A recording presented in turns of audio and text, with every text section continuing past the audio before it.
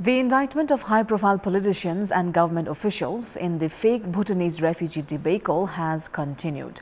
While in the past, many high-profile names alleged of corruption received protection, this time, the executive head of the country seems all poised to book the guilty behind the scam. Whether justice will be delivered to the victims is, however, a wait and watch for now. Good evening, I'm Sarah Sapsanama. Let's begin with the headlines of the hour. CPN Chair Oli intensifies parleys with Premier Dahal as police search for leader Tokbadurai Maji, alleged of involvement in fake Bhutanese refugee scam. Premier Dahal clarifies the guilty will not be spared. Federal Parliament's budget session to begin from tomorrow. The session to prioritize formation of pending laws.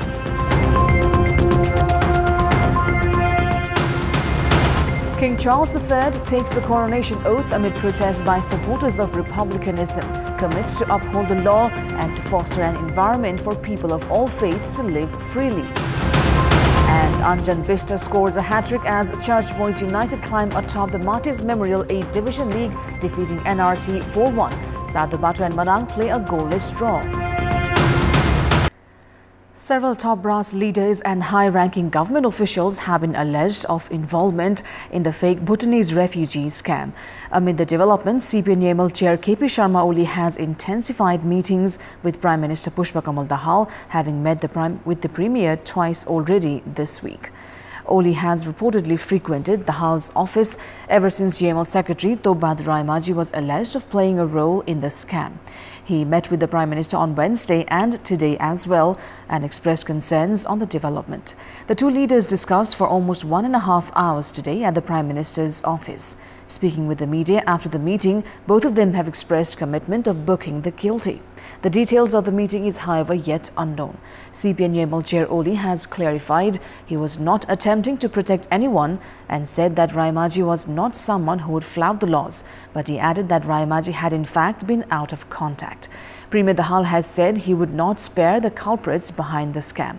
An arrest warrant was issued against Raimaji on Wednesday this week and he has been missing since then. So far, Raimaji's son Sandeep and the then Home Secretary Tiknaran Pandey have been arrested for investigation. In this context, in our Public Voice segment, today we've asked people in several provinces what they think of the alleged involvement of high-ranking officials and political leaders in the fake Bhutanese refugee scam. Let's take a look at what they had to say.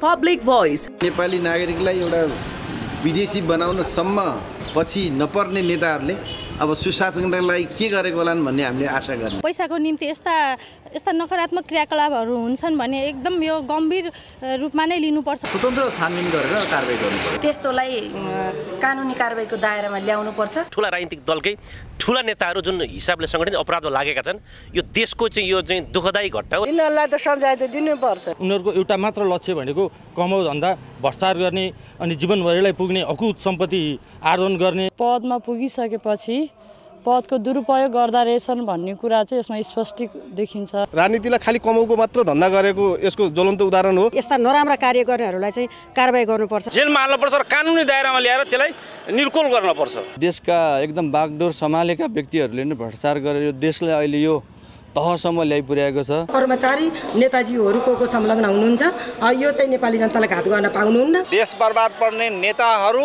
सजग भए नेपाल हाम्रो नेपाल जस्तो हैन स्विजरल्यान्ड जस्तो हुन्थ्यो। शरणार्थी यो प्रकरणमा नेताहरूको नाम मुसिनुलाई चाहिँ म चाहिँ एकदमै दुर्भाग्यपूर्ण भन्छु। भर मानेका व्यक्तिहरूबाट हामीले चाहिँ केही पाउला, केही चाहिँ हाम्रो देशले केही पाउला भन्ने चाहिँ मलाई चाहिँ विश्वास लाग्न छोडिसक्यो। यसले हाम्रो देशलाई कुन दिशामा अगाडि बढाउँदैछ भन्ने हामी चिन्तित छौं।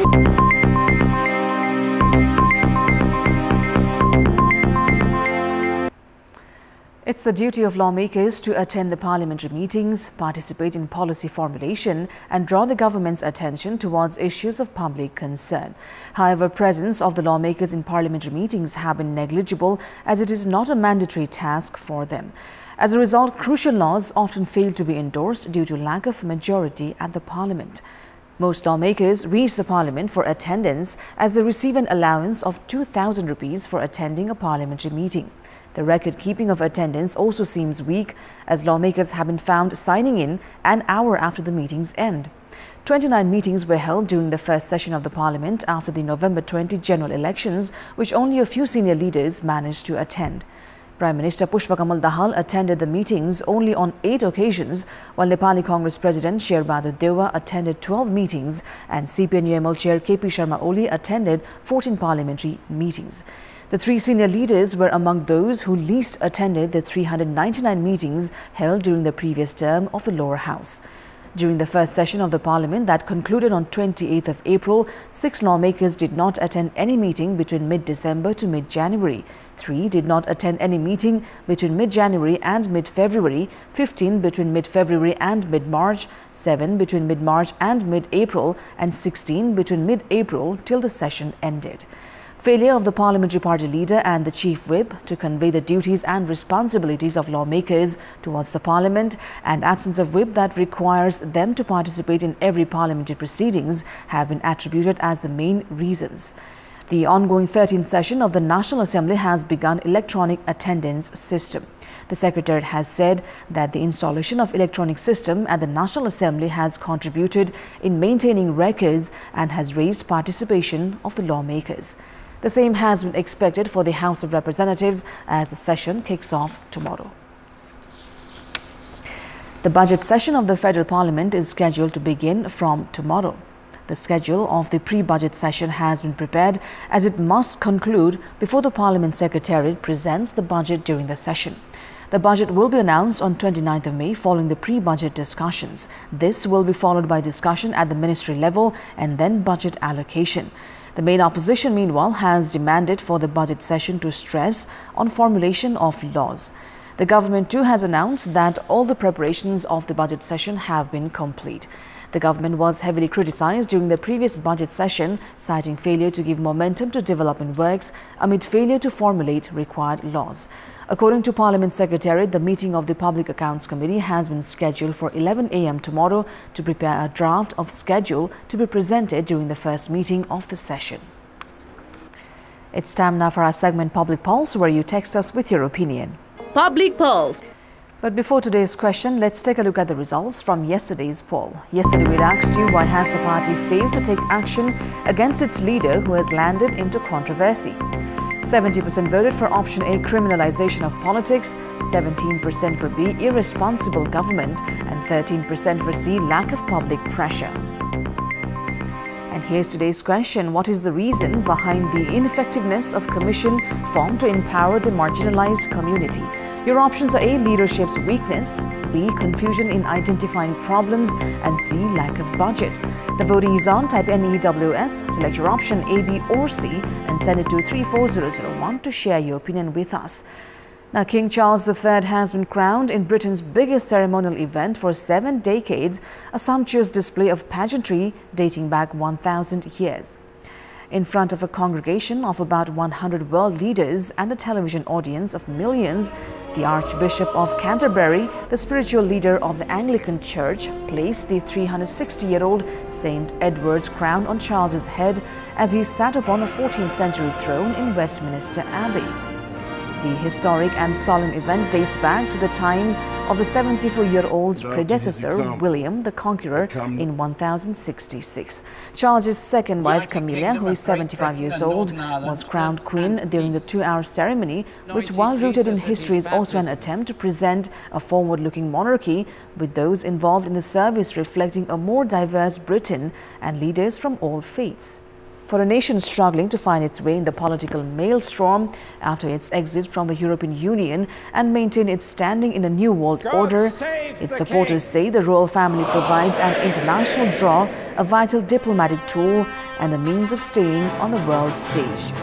Prime Minister Rishi Sunak said the display was dazzling. Despite Sunak's enthusiasm, the coronation takes place amid a cost of living crisis and public skepticism, particularly among the young, about the role and relevance of the monarchy. The event was on a smaller scale than that staged for Queen Elizabeth in 1953, but still sought to be spectacular, featuring an array of historical regalia from golden orbs and bejeweled swords to a scepter holding the world's largest colorless cut diamond.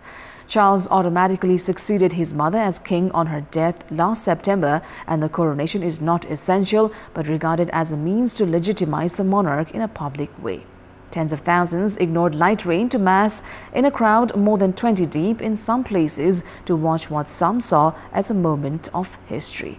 Meanwhile, police have arrested the leader of the anti-monarchy group Republic Hours before King Charles's coronation and a number of other protesters who had gathered among the crowds lining the procession route in central London. Republic had earlier said it would mount the biggest protest against a British monarch in modern history. But London Police Chief Mark Rowley had warned yesterday that police would take action if protesters tried to obstruct the enjoyment and celebration of people.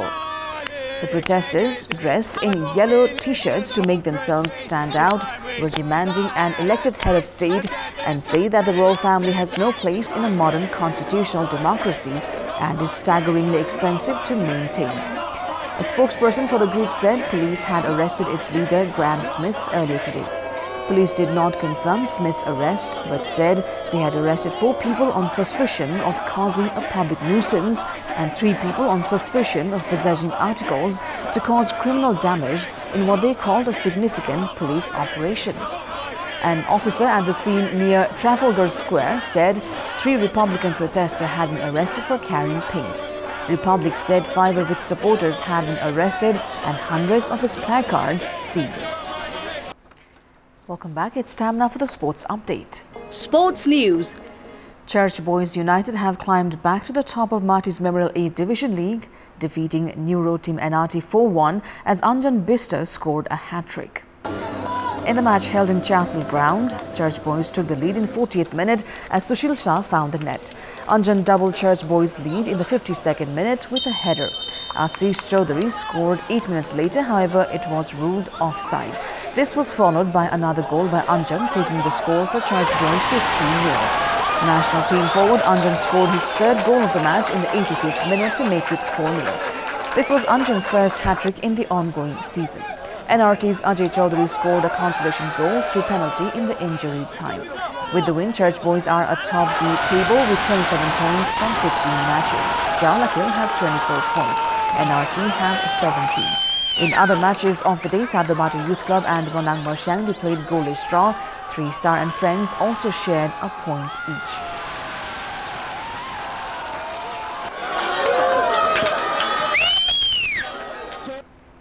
And up next is the weather update.